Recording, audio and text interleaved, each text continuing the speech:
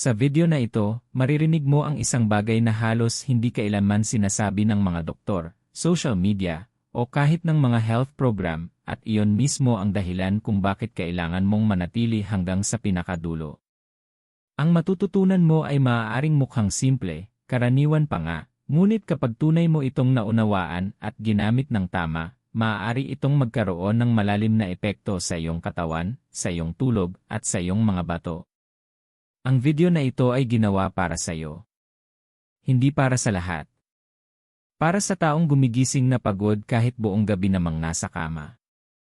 Para sa taong nakakatulog pero paulit-ulit na nagigising sa pagitan ng alas 2 at alas 4 ng madaling araw nang hindi alam kung bakit. Para sa taong mabigat ang pakiramdam ng katawan, bloated, may pamamaga, o palaging nanghihina. Kung ikaw iyon, huwag kang mag-click palayo, dahil sa huling bahagi ng video na ito, ipapaliwanag kung sino ang hindi dapat kailanman sumubok ng remedyong ito, at ang pagpalya roon ay maaaring maging isang seryosong pagkakamali. Ngayong gabi, pag-uusapan natin ang tubig ng sibuyas bago matulog. Isang lumang remedyo na pinagtatawanan ng marami, hanggang sa maintindihan nila kung ano ang ginagawa nito sa loob ng katawan habang ikaw ay natutulog. Hindi ito alamat. Hindi ito pamahiin. Ito ay tungkol sa kung paano natural na nagde-detox ang iyong katawan, kung paano gumagana ang iyong mga bato sa gabi, at kung paano ang malalim na tulog ay alinman sa sinusuportahan o sinisira ng pamamaga at kawalan ng balanse. Bago tayo magpatuloy, sandali lang, sabihin mo muna sa amin, saan ka nanonood ngayon? I-comment ang iyong bansa o lungsod. Ipaalam mong narito ka. Mahalaga ang komunidad na ito. At kung naniniwala ka na may halaga pa rin ang mga natural na remedyo sa panahon ngayon, itap ang thumbs up ngayon. Tinutulungan nitong maabot ng mensaheng ito ang mga taong tunay na nangangailangan. Siguraduhing nakasubscribe ka sa channel na Gintong Sustansya, dahil umiiral ang channel na ito para sa isang dahilan, tulungan kang pangalagaan ang iyong kalusugan bago pa ito umabot sa punto ng pagkasira. Hindi kami humahabol sa uso. Ibinabahagi namin ang gumagana. Makinig kang mabuti. Maraming tao ang humahabol sa tulog gamit ang mga tableta. Marami ring binabaliwala ang kanilang mga bato hanggang may mangyaring masama. Paano kung sabihin ko sa iyo na malalim ang ugnayan ng kalidad ng iyong tulog at ng kalusugan ng iyong mga bato, at ang iniinom mo bago matulog ay maaaring makatulong o makasira sa ugnayang iyon? Kung naniniwala ka na mas mabuti ang pag-iwas kaysa paggamot, i-comment ang isaya ngayon. Huwag kang mag-skip. Huwag mag-multitask. Ibigay mo ang buong atensyon mo sa video na ito, dahil ang matututunan mo ay maaaring magbago ng paraan ng iyong pagtulog, ng pakiramdam ng iyong katawan sa umaga, at ng paraan ng pag-aalaga mo sa iyong sarili mula sa araw na ito pasulong. Marami ang nag-iisip na ang mga bato ay simpleng filter lamang, mga organong nag-aalis ng dumi at gumagawa ng ihi. Isa yan sa pinakamalalaking pagkakamali pagdating sa kalusugan. Hindi pasibo ang mga bato. Sila ay matatalino at lubhang aktibong mga organo na gumagana bawat segundo ng iyong buhay, at kapag nagsimula silang mahirapan, nararamdaman ito ng buong katawan, lalo na sa gabi. Mas marami ang kontrol ng mga bato kaysa sa inaakala ng karamihan. Kinokontrol nila ang presyon ng dugo. Binabalanse nila ang sodium, potassium, at mga likido sa katawan. Tinutulungan nilang i-activate ang vitamin, tumutulong silang mag-alis ng lason, sobrang hormones, at metabolic waste. Kapag na-stress ang mga bato, kahit bahagya lamang, hindi laging lumalabas ang sintomas bilang sakit. Lumalabas ito bilang pagod, hindi mapakaling tulog, pamamaga, madalas na pag-ihi sa gabi, at pakiramdam na hindi talaga nakakabawi ang katawan. Ito ang dahilan kung bakit maraming tao ang nakahiga sa kama na pagod ngunit hindi pa rin makapasok sa malalim na tulog. Ang katawan ay patuloy na nagtatrabaho ng sobra, sinusubukang itama ang mga kawalan ng balanse na sanay na ayos na mas maaga sa araw. Kung nagigising ka sa pagitan ng alas 2 at alas 4 ng madaling araw at nahihirapang makatulog muli, kadalasan ito ang oras na pinakaaktibo ang mga bato at atay. Kapag sila ay overloaded, ginugulo nila ang iyong pahinga. Paulit-ulit na ipinaliwanag ng mga eksperto sa kalusugan tulad nina Ir Jason Fung at Ir Mark Heman na tahimik na binibigatan ng modernong pamumuhay ang mga bato. Sobrang processed na pagkain. Sobrang asukal. Sobrang asin. Kulang sa tubig sa buong araw. Palagiang pamamaga. Unti-unting naiipon ang pinsala, tahimik, dahan-dahan, at walang malinaw na babalang kinikilala ng mga tao bilang may kinalaman sa bato. Hindi biglang pumapalya ang mga bato. Ang problema ay binabaliwala sila sa loob ng maraming taon. Kapag kahit bahagyang humina ang paggana ng mga bato, humahawak ang katawan ng sobrang likido. Tumataas ang pamamaga. Tumataas ang presyon ng dugo. Nagiging mababaw ang tulog. Maaari kang magising na mabigat ang pakiramdam, namamaga, o malabo ang isip, kahit 7 o 8 oras kang natulog. Hindi ito normal na pagtanda. Ito ay hudyat na humihingi ng suporta ang iyong katawan. Kung pamilyar sa iyo ang alinman sa mga ito, ay comment ang I feel this ngayon. Hindi ka nag-iisa at mahalaga ang usapang ito. Ang pag-unawa sa mga bato ang unang hakbang sa pagbabalik ng balanse. Dahil kapag suportado ang mga bato, kumakalma ang katawan. Kapag kumalma ang katawan, lumalalim ang tulog. At kapag lumalim ang tulog, nagsisimula ang paggaling. Huwag mong maliitin ang mga organong ito. Ang iyong lakas, ang iyong tulog, at ang iyong pangmatagalang kalusugan ay nakasalalay sa kanila. Ang sibuyas ay isa sa mga pinaka-hindi nauunawa ang pagkain sa makabagong mundo. Karamihan sa mga tao ay tinitingnan lamang ito bilang sangkap sa pagluluto, pangdagdag lasa at pagkatapos ay kinalilimutan na. Ngunit sa loob ng libu-libong taon, ang sibuyas ay hindi lamang pagkain. Ito ay gamot. Ginagamit ito ng may layunin, may tamang paraan, at may paggalang sa kung ano ang kaya nitong gawin sa loob ng katawan. Bago pa man umiral ang mga laboratorio at suplemento, napansin na ng mga sinaunang manggagamot kung paano naapektuhan ng sibuyas ang pamamaga, sirkulasyon ng dugo, at detoxification. Si Hippocrates, na kilala bilang ama ng medisina, ay nagdokumento ng paggamit ng sibuyas upang makatulong sa paglilinis ng katawan at pagpapanatili ng panloob na balanse. Ang mga tradisyonal na sistema ng kalusugan sa Asya, Gitnang Silangan, at Europa ay gumamit ng sibuyas sa iba't ibang anyo, hindi dahil masarap ito, kundi dahil epektibo ito. Ngayon, nauunawaan na ng modernong agham kung bakit. Ang sibuyas ay mayaman sa quercetin, isang makapangyarihang antioxidant na malawak na pinag-aralan dahil sa kakayahan nitong bawasan ang pamamaga at oxidative stress. Ang oxidative stress ay isa sa mga tahimik na puwersang unti-unting sumisira sa mga organo, kabilang ang mga bato. Tinutulungan ng quercetin na i-neutralize ang mga free radical, kaya mas nagiging epektibo ang natural na repair system ng katawan, lalo na habang nagpapahinga. Mayroon ding sulfur compounds ang sibuyas. Hindi lang sila ang dahilan ng matapang na amoy. Ina-activate ng mga sulfur compound ang mga detoxification enzyme sa atay at sinusuportahan ang kakayahan ng katawan na magproseso at mag-alis ng dumi. Ayon sa mga eksperto sa integrative medicine tulad ni A. Andrew Weil, ang mga pagkaing mayaman sa natural na sulfur compounds ay mahalaga sa pagsuporta sa mga cleansing pathway ng katawan nang hindi ito pinipilit o sinusobrahan. Isa pang madalas na nakakaligtaang benepisyo ng sibuyas ay ang prebiotic content nito. Ang prebiotics ay pagkain ng mabubuting bakterya sa bituka. Kapag mas malusog ang bituka, bumababa ang systemic inflammation, gumaganda ang pagsipsip ng minerals, at mas maayos ang komunikasyon ng bituka sa nervous system. Kapag suportado ang bituka, kumakalma ang katawan. Kapag kalmado ang katawan, mas gumaganda ang tulog. Hindi ito teorya. Ito ay biochemistry. Hindi kailanman pamahiin ang paggamit ng sibuyas bilang gamot. Ito ay resulta ng mahabang pagmamasid na ipinasa mula sa henerasyon hanggang henerasyon at ngayon ay pinapatunayan na ng pananaliksik. Kung naniniwala ka na ang pagkain ay maaaring maging gamot kapag ginamit ng tama, i-comment ang isaya ngayon. At kung hindi ito itinuro sa iyo noon, itap ang thumbs up.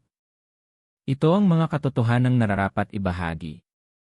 Ang pag-unawa sa sibuyas ay pag-unawa rin sa kung paano ang mga simpleng, natural na pagkain ay kayang sumuporta sa katawan ng tahimik, banayad, at epektibo, lalo na kapag ginamit sa tamang oras at tamang paraan.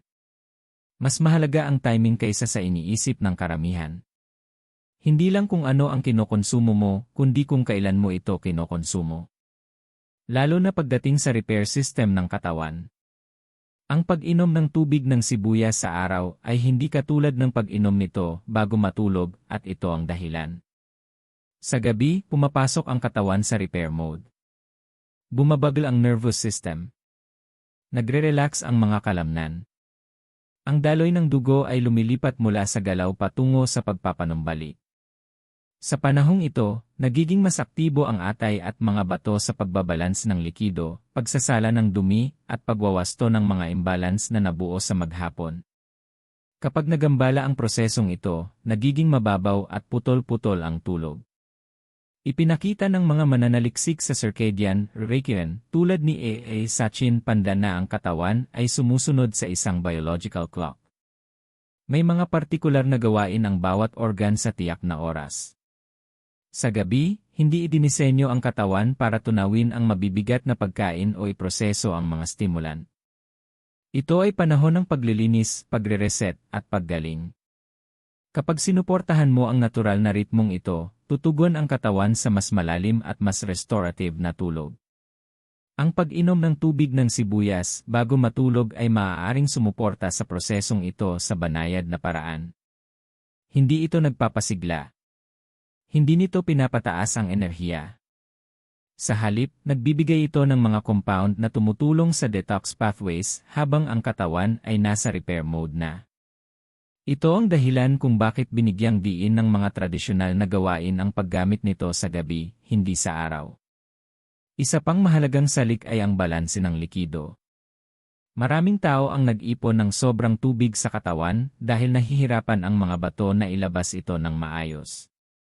Kapag sinuportahan ang kidney function sa gabi, mas nagiging epektibo ang katawan sa pagbabalansi ng likido, kaya nababawasan ang discomfort sa gabi at ang pakiramdam ng bigat sa umaga. Ito rin ang dahilan kung bakit napapansin ng ilan na mas kaunti ang pagbangon para umihi sa gabi kapag gumanda ang fluid balance. Mas nagiging epesyente ang katawan. Mas kaunting stress. Mas kaunting abala. Hindi ito tungkol sa pagpilit sa katawan na gumawa ng hindi natural. Ito ay tungkol sa pag-aayon sa disenyo ng katawan. Kung nahihirapan ka sa mababaw na tulog, hindi mapakaling gabi, o paulit-ulit na paggising sa parehong oras gabi-gabi, ay comment ang night struggles. Ang pagkilala sa pattern ang unang hakbang para ito ay mabago. Kapag iginalang mo ang tamang oras ng katawan, tumitigil kang labanan ang iyong biology, at doon nagsisimula ang tunay na pagbabago. Ang malalim na tulog ay hindi lang simpleng pagiging walang malay. Ito ang pinakamahalagang yugto ng pag-recover ng iyong katawan sa loob ng 124 oras na siklo. Sa panahon ng malalim na tulog, nililinis ng utak ang mga dumi, nire-reset ang immune system, nagbabalanse ang mga hormone, at inaayos ang mga tissue. Kapag kulang o nawawala ang malalim na tulog, walang haba ng oras sa kama ang makakapagparamdam sa iyo na tunay kang nakabawi. Isa sa mga pinakamalalaking kalaban ng malalim na tulog ay pamamaga, inflammation. Kapag may pamamaga ang katawan, nananatiling alerto ang nervous system kahit pagod ka na. Ito ang dahilan kung bakit maraming tao ang inaantok pero hindi makapanatiling tulog. Pagod ang katawan pero hindi ito kalmado. Ang sibuyas ay may taglay na mga natural na compound na maaaring makatulong sa pagbabawas ng mababang antas ng pamamaga. Lalo na ang quercetin, na pinag-aralan dahil sa kakayahan nitong pakalmahin ang inflammatory response at bawasan ang oxidative stress. Kapag bumaba ang pamamaga, nakakalipat ang nervous system mula sa fight or flight mode patungo sa rest and repair mode. Mahalaga ang paglipat na ito para makamit ang malalim na tulog. Isa pang mahalagang salik ay ang neurotransmitter na GABA na tumutulong sa pagpapatahimik ng utak. Ang tahimik na utak ay utak na natutulog. Bagamat hindi sleeping pill ang sibuyas, ang mga natural na compound nito ay maaaring sumuporta sa kakayahan ng katawan na panatilihing relax ang nervous system, lalo na kapag ininom sa gabi. Umaayon ito sa binibigyang diin ng mga sleep researcher tulad ni Matthew Walker, na ang malalim na tulog ay nakasalalay sa panloob na kalmado, hindi sa sedasyon. Matagal nang napansin ng mga tradisyonal na kultura ang epektong ito, bago pa man umiral ang modernong sleep science. Ang mga taong kumakain ng simple at anti-inflammatory na pagkain sa gabi ay madalas mag-ulat ng mas malalim na pahinga at mas malinaw na pakiramdam sa umaga. Mas magaan ang katawan. Mas tahimik ang isip. Hindi ito tungkol sa pagpilit sa tulog. Ito ay tungkol sa pag-alis ng mga hadlang na pumipigil dito. Kung madalas kang gumising na parang hindi man lang umabot sa malalim ang iyong tulog, itap ang thumbs up ngayon. Ipinapaalam ito sa iba na hindi sila nag-iisa sa ganitong karanasan. Kapag bumaba ang pamamaga at nag-relax ang nervous system, nagiging posible muli ang malalim na tulog. At kapag bumalik ang malalim na tulog, kusang sumusunod ang paggaling, walang gamot, walang pag-asa sa kemikal, at walang pakikipaglaban sa sarili mong katawan. Mahalagang maging malinaw at responsable tayo sa puntong ito. Ang tubig ng sibuyas ay hindi lunas sa sakit sa bato, at ang sinumang magsabi ng kabaligtaran ay hindi nagsasabi ng totoo.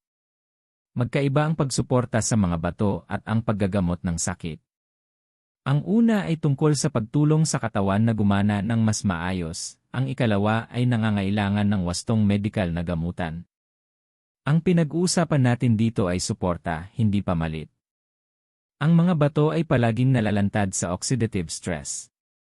Araw-araw, sinasala nila ang dugo, inaalis ang dumi, at pinamamahalaan ang balanse ng likido. Sa paglipas ng panahon, ang mga lason, pamamaga, mataas na presyon ng dugo, at hindi magandang pagkain ay nagpapahirap sa gawain ito. Kapag na-stress ang mga bato, hindi sila agad bumibigay, nagiging mas hindi lang sila epesyente. Ang tubig ng sibuyas ay maaaring makatulong sa banayad ngunit makabuluhang paraan.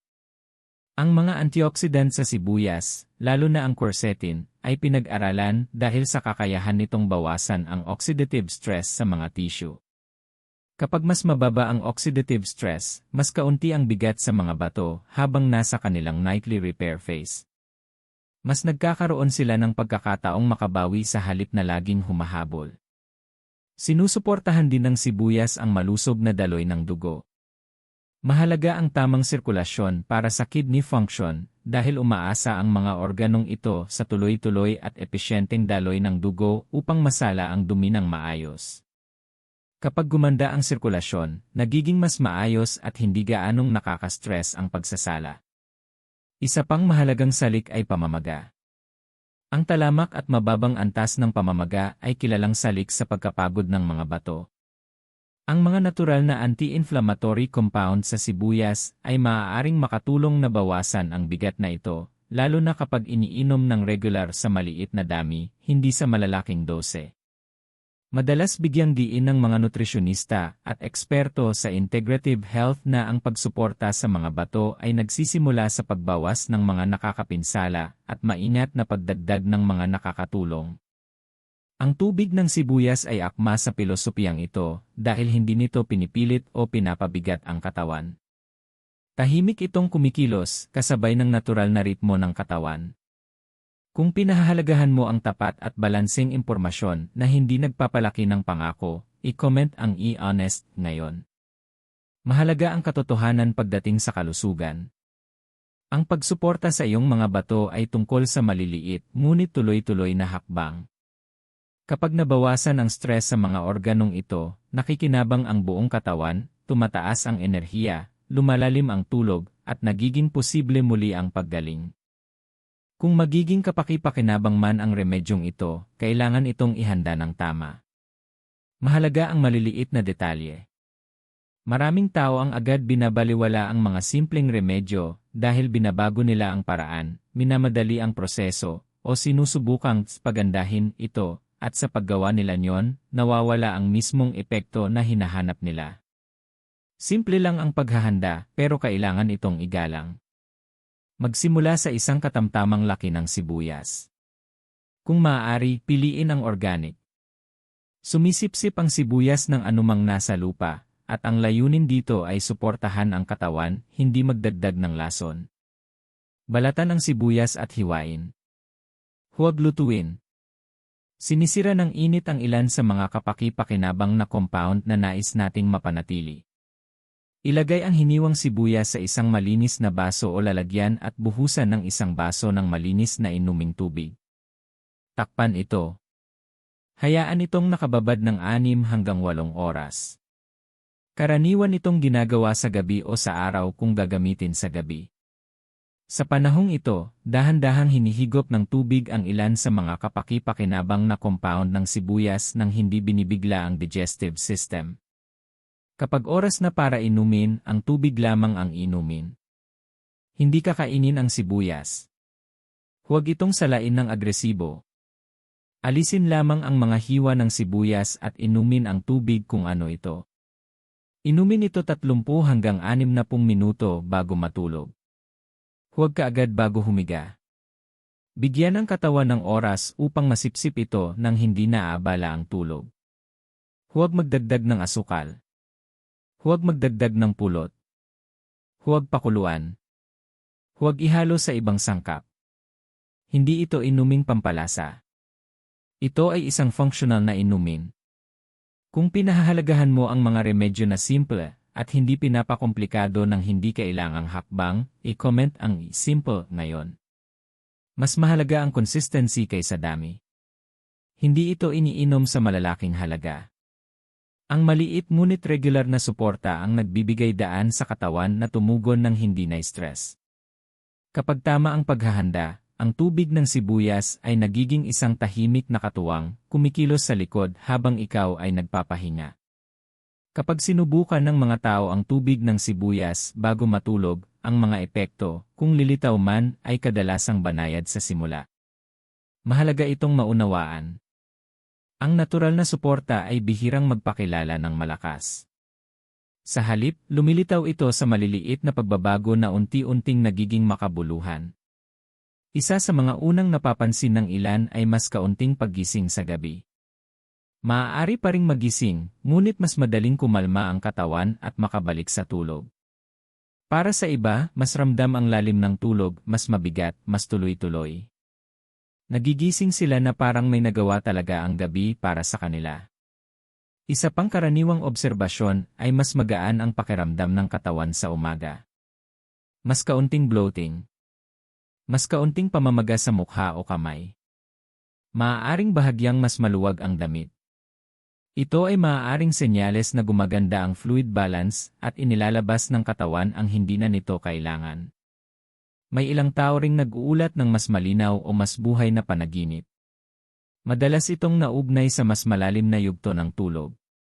Hindi ibig sabihin nito na direktang naapektuhan ng remedyo ang utak, maaaring nangangahulugan lamang na ang katawan ay sa wakas ay pumapasok na sa mga yugto ng tulog na dati ay naabala. Maaari ring gumanda ang pakiramdam ng pagtunaw sa paglipas ng panahon. Ang mas kalmadong bituka ay humahantong sa mas kalmadong nervous system. Kapag hindi iritado ang bituka, mas panatag ang pakiramdam ng buong katawan, lalo na sa gabi. Mahalagang maging tapat dito. Hindi lahat ay makakaramdam ng dramatikong pagbabago. May ilan na walang mapapansin. Iba-iba ang tugon ng katawan batay sa pagkain, antas ng stress, hydration, at pangkalahatang kalusugan. Hindi ito garantiya. Isa itong posibilidad. Kung nasubukan mo na ang mga natural na remedyo at napansin mo ang banayad na pagbabago kaysa agarang resulta, i-comment ang tried. Mahalaga ang iyong karanasan. Ang susi ay kamalayan. Kapag binibigyang pansin mo ang maliliit na pagbabago, mas nauunawaan mo kung paano nakikipag-usap ang iyong katawan. At kapag naiintindihan mo ang wikang iyon, hindi ka na nanghuhula, ikaw ay tumutugon. Ang bahaging ito ng video ay napakahalaga at kailangan itong sabihin ng malinaw. Hindi lahat ng natural ay ligtas para sa lahat. Ang pagbabaliwala sa katotohanan ito ang dahilan kung bakit may napapahamak, at hindi iyan ginagawa ng channel na ito. Hindi dapat inumin ang tubig ng sibuyas ng basta-basta.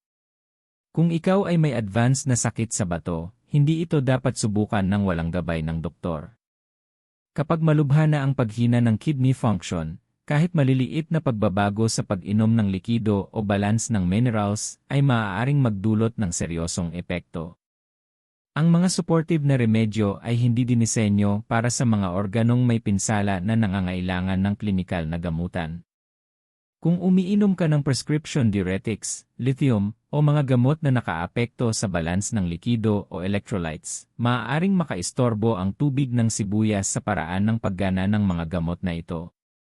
Malaki ang papel ng mga bato sa pagproseso ng gamot at ang paghahalo ng mga remedyo ng walang gabay ay maaaring maging delikado. Ang mga taong may matinding sensitibidad sa pagtunaw ng sibuyas ay dapat ding umiwas.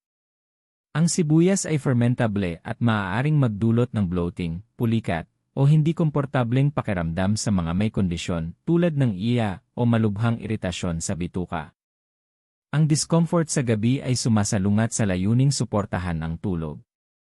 Ang sinumang may allergy sa sibuyas o iba pang allium vegetables ay malinaw na dapat umiwas dito ng tuluyan. Kahit banayad na reaksyon ay maaaring lumala sa paglipas ng panahon kapag paulit-ulit ang exposure. Ang mga buntis o nagpapasuso ay dapat laging maging maingat sa mga remedyo na layong makaapekto sa detoxification o balance ng likido. Sa panahong ito, mas mahalaga ang stability kaysa eksperimento. Kung pinahahalagahan mo ang malinaw na babala sa kaligtasan sa halip na pinalaking pangako, i-drop ang thumbs up ngayon. Ang responsableng impormasyon ay nakapagliligtas ng buhay. Ang kalusugan ay hindi tungkol sa paggawa ng lahat, ito ay tungkol sa paggawa ng tamang bagay para sa iyong katawan. Ang pag-alam kung kailan tatanggi ay kasing halaga ng pag-alam kung kailan susubok. May dahilan kung bakit bihirang talakayin ang mga remedyo tulad nito sa mainstream na usapan tungkol sa kalusugan, at halos walang kinalaman iyon sa pagiging epektibo. Mahusay ang modernong medisina sa mga emerhensya, operasyon, at mga interbensyong nagliligtas ng buhay, ngunit hindi ito nakaayos para sa mga simple at preventive na gawin na hindi maaaring i-package o ibenta. Ang tubig ng sibuyas ay hindi maaaring ipatent. Hindi ito maaaring i-brand. Hindi ito maaaring i-market bilang isang breakthrough. Walang pinansyal na insentibo upang pag-aralan ito ng malalim o itaguyod ng malawakan. Hindi ito nangangahulugang sapat ang lakas nito upang palitan ang medisina, ibig sabihin lamang nito ay nasa labas ito ng sistemang kumikita sa paggamot kaysa sa pag-iwas. Ang mga doktor ay sinasanay upang mag-diagnose at mag-manage ng sakit, hindi upang tuklasin ang mga tradisyonal na gawain maliban na lang kung may matibay na suportang pharmaceutical. Ang nutrisyon at lifestyle ay madalas pangalawang paksa sa edukasyong medikal, hindi dahil hindi sila mahalaga, kundi dahil hindi sila akma sa kasalukuyang modelo ng pangangalagang pangkalusugan. Ipinunto ng mga eksperto tulad ni A. Michael Greger na maraming nutritional intervention ang tahimik ang epekto. Binabawasan nila ang panganib. Sinusuportahan nila ang paggana. Pinipigilan nila ang paglala ng mga problema. Ngunit dahil hindi sila nagbibigay ng agarang, dramatikong resulta, madalas silang itinatabi bilang hindi mahalaga. Isa pang dahilan ay ang kakulangan ng consistency. Ang mga natural na remedyo ay nangangailangan ng regular na pagsunod. Nangangailangan sila ng pasensya. Nangangailangan sila ng personal na pananagutan. Walang instant relief, walang biglaang pagbabago magdamag. Sa mundong nasanay sa mabilis na resulta, ang mabagal na pagbuti ay madalas hindi napapansin. Kung naniniwala ka na ang kalusugan ay dapat nakatuon sa pag-iwas, hindi lang paggamot, i-comment ang truth ngayon. Mas mahalaga ang mga ganitong usapan ngayon kaysa dati. Ang pag-unawa kung bakit binabaliwala ang mga simpleng remedyo ay tumutulong sa iyo na makita ang mas malaking larawan. Binibigyan ka nito ng kakayahang gumawa ng may kaalamang desisyon, sa halip na umasa lamang sa mga sistemang hindi naman idinisenyo upang panatilihing malusog ang mga tao, kundi upang gamutin sila kapag sila ay nagkasakit.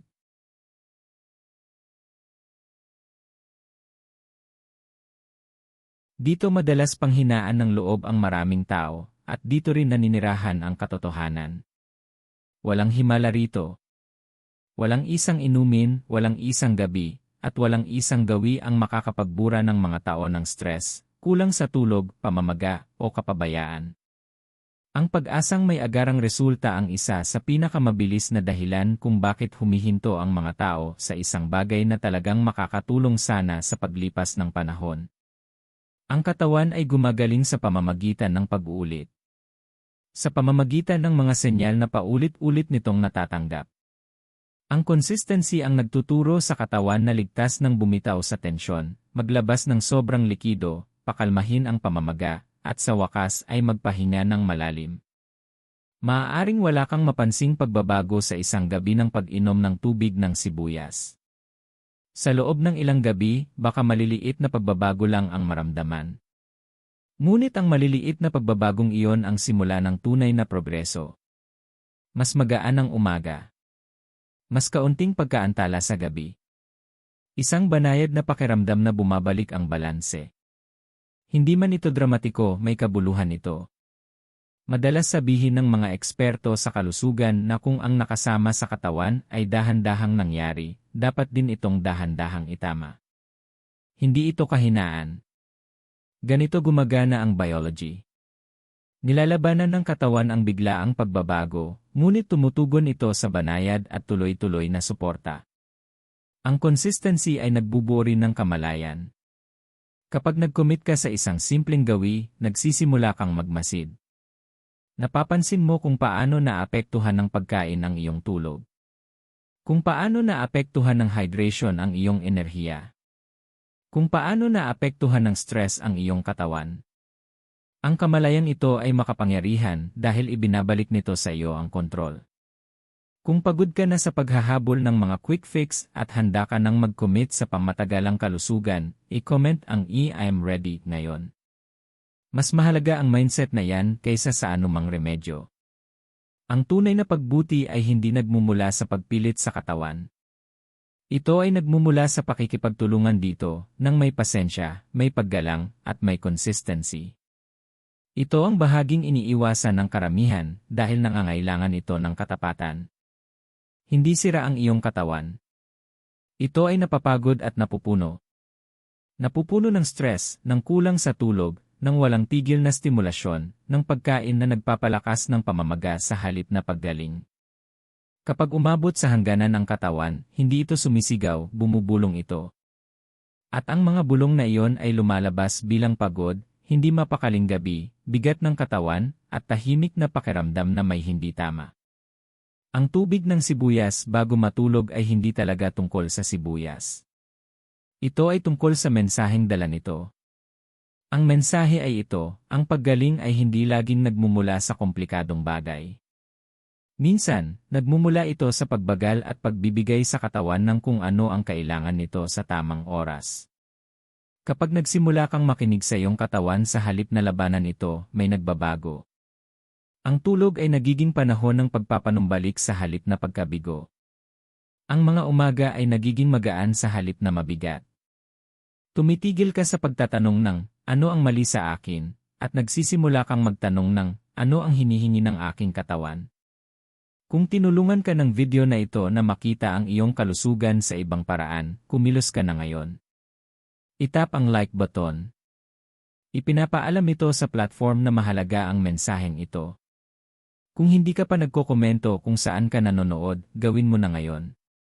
Mas lumalakas ang komunidad kapag ang mga tao ay nagpapakita. Siguraduhing nakasubscribe ka sa gintong sustansya. Umiiral ang channel na ito upang magbahagi ng kaalamang nangangalaga sa iyong hinaharap, hindi lang sa kasalukuyan. At bago ka umalis, kung pinanood mo ang video hanggang sa dulo, i-comment ang I stayed. Ibig sabihin nito ay seryoso ka sa iyong kalusugan at handa kang panagutan ito. Tandaan mo ito, palaging sinusubukang maghilom ang iyong katawan.